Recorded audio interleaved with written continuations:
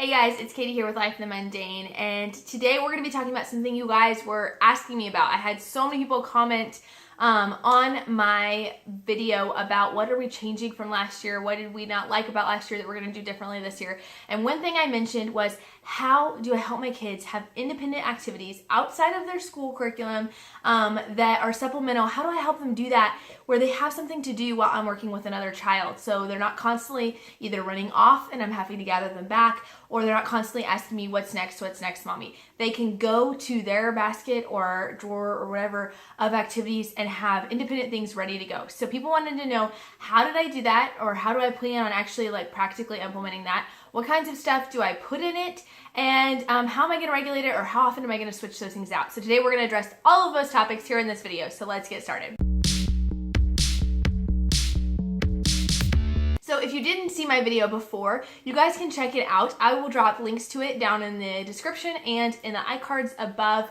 But I would also love if you would subscribe to my channel if you're interested in homeschooling videos, home management, parenting, things like that. We talk about that every Wednesday and Saturday on this channel, and I would love for you to go back and see what I've done, but I would also love for you not to miss out on things that are coming, because we've got some really fun videos coming up this month.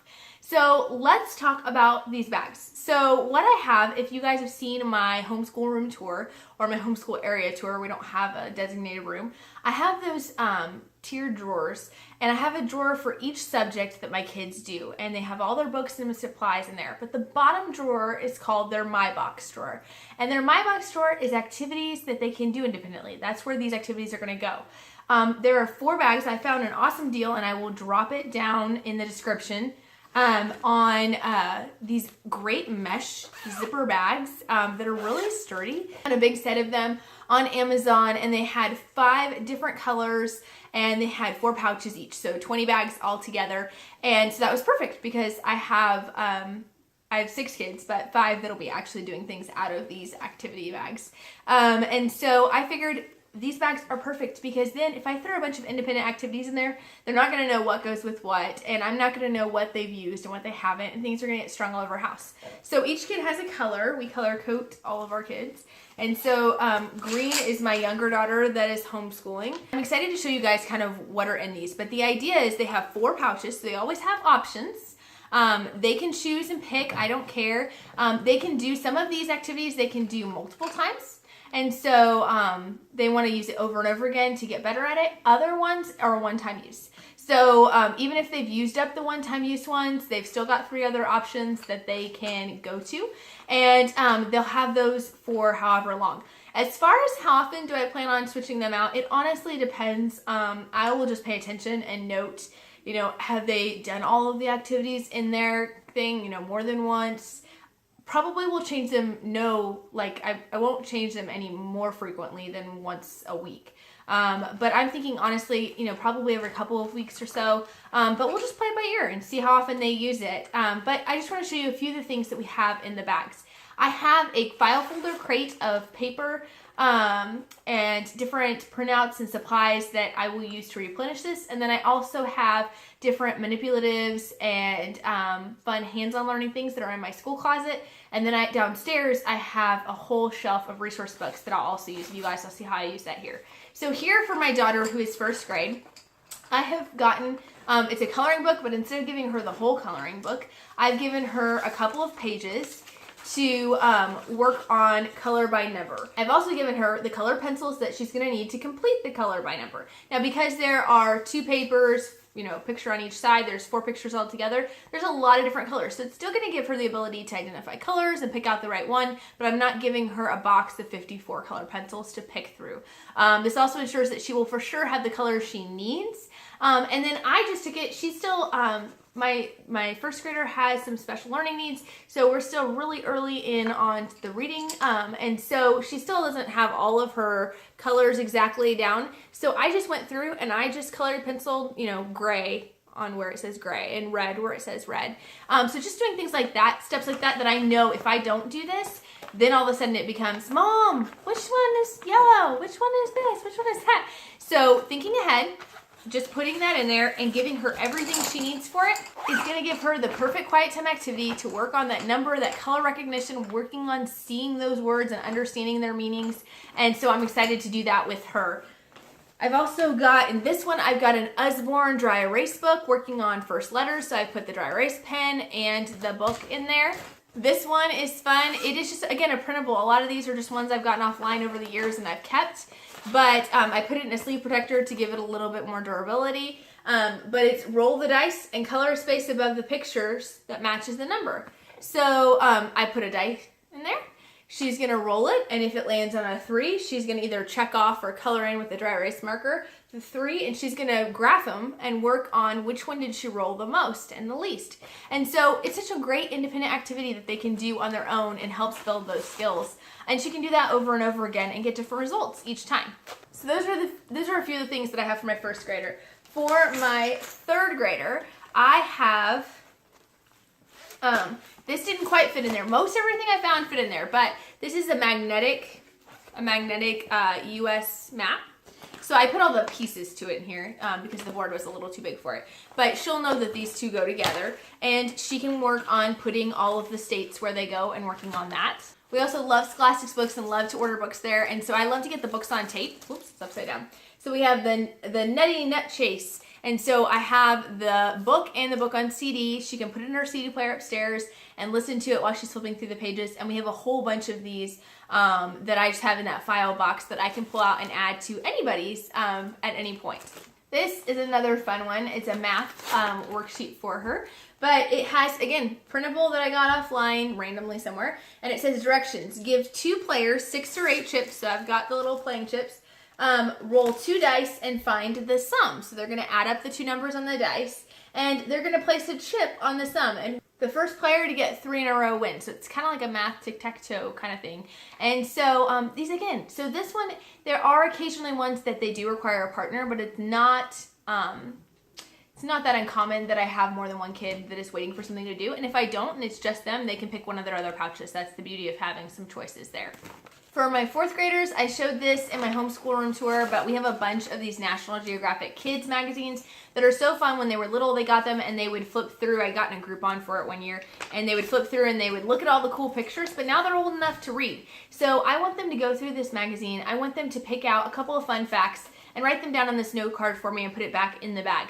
They can do this over and over again if they want, or after they've done one, I can easily switch it out for another magazine. But I just want them to pick one fun fact at least, if not more, that they've learned and share with me what it is and write that down for me.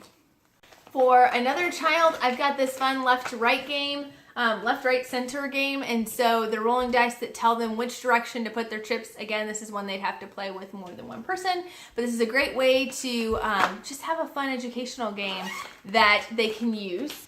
Also, file folder games. So I found that the top file folder doesn't fit in there, so I could either trim it off, or because I don't know that I want to do that necessarily, I can just zip it to that point, which is the beauty of the zipper. But we had a file folder game on contractions, and they're matching up the words with the contraction. My son, for whatever reason, likes to change contractions, so when they are in a contraction, when it says can't, no matter if it says can't or not, he says cannot every time. So I'm trying to work on him on understanding that it does matter whether you say can't or cannot. So just fun little things like that. These are not super hard things. These are things that are meant to reinforce little things that I'm noticing in my children that they could use a little bit more reinforcement on. It's not designed to be really, really hard. It's actually designed to be fun and hands-on. I've got books that I'll put in there at some points. Like we have these fun M&M counting books. One that's on adding and one that's on color patterns. I have one that's on multiplication. And so you give them this in a bag of M&Ms. They walk through. If you guys have never seen these books, I have to show you because they're really cool. All right. So they talk through the numbers. So they're gonna there's 7 M&Ms. So they're gonna put M&Ms on the page, and they're gonna do these addition problems. So they're gonna put 6 M&Ms plus 6 M&Ms is 12 M&Ms, and then they can eat the M&Ms afterwards. So of course that's gonna be a winner and fought over for sure. We have these great Lift the Flap Usborne books, See Where Our Food Comes From. We've got the Time one. We've got, so many different ones. But again, we got a lot of these when they were little, so they were not able to read themselves. Now they can read themselves and they can flip through. Yes, they are Lift the Flap books, but they are definitely not for babies. You've got all of the specific process of how cheeses are made and how some bacteria produces gas, which makes the holes in Swiss cheese. Like, that's not toddler material. This is older kid material. And so they can learn all sorts of fun things through that. So I can put this in there in a note card for them to share what they've done. Math, reading, science, history, whatever it is, you can throw that in there. And then I also allow them to just have a book if they want to choose to read aloud instead during that downtime. But the idea here is hopefully they will not be coming to me constantly to be the director of what activity they should do next if they are out of independent schoolwork. And it will help reinforce some of these things that we have been struggling with or that we could use a little reinforcement or reminders on. Also, if you are thinking that is a lot of activities and a lot of switching out, I would encourage you that, one, if you've got multiple kids like I do, I plan to interchange a lot of these. So what my son got, what my oldest son got, might switch with what my daughter has. And I don't care if it's a little bit below grade level. If it's something that I think that they would do without complaining, I'm going to give it to them. And so you can swap activities out. We can definitely repeat activities. You don't have to feel the need to have something new every single time. And you're going to find that they have favorites that they want to go back to. Also, having small card games, like a great one for younger kids who are learning greater than, less than, is War. Having them play War with cards, where you flip it over and whoever has the highest card gets to take the cards. That's a great way for them to learn what's greater, what's less, and reinforcing that skill. So just think through things like that you could just add in there and have that available to your kids. If you guys have ever tried anything like this, I would love for you to drop it in the comments and tell me how it's going, because this is all new to us. Just kind of flying by the seat of our pants on this one, but I'm excited about this process. My kids are excited, and I'm really hoping that it will go well for you guys. Also, I will say that most of these, other than like the book on CD that will have to be upstairs, for the most part, these are all things that will take place at the table or in our living room area, just so that things don't go into bedrooms and disappear or get lost and stuff like that. I do want to teach them how to responsibly take care of the things that God has given them and to be careful with them. So just keep that in mind too, that you also want to talk about sort of stewardship with it and taking care of it. And if we keep breaking our things, or if we keep losing pieces to these, we're not going to be able to do them anymore. We're going to have less. And so helping them understand that it's a great way to teach responsibility. So I hope this has been helpful to you guys. And I would love to hear what you guys have ideas on what you guys do or what you're planning to do. I will have a video coming up here in September, so I hope you will subscribe to my channel so you won't miss out on that. But I have a video coming up where we're going to be talking about fun educational board games that your kids will have no idea are educational and that don't fit that typical educational mold or look, and fun board games that you can play with your kids and your family. One's for readers, one for non-readers, and things like that. So I can't wait to share that with you guys and share some of our favorites. So be sure to subscribe, and I'll talk to you guys later. Bye.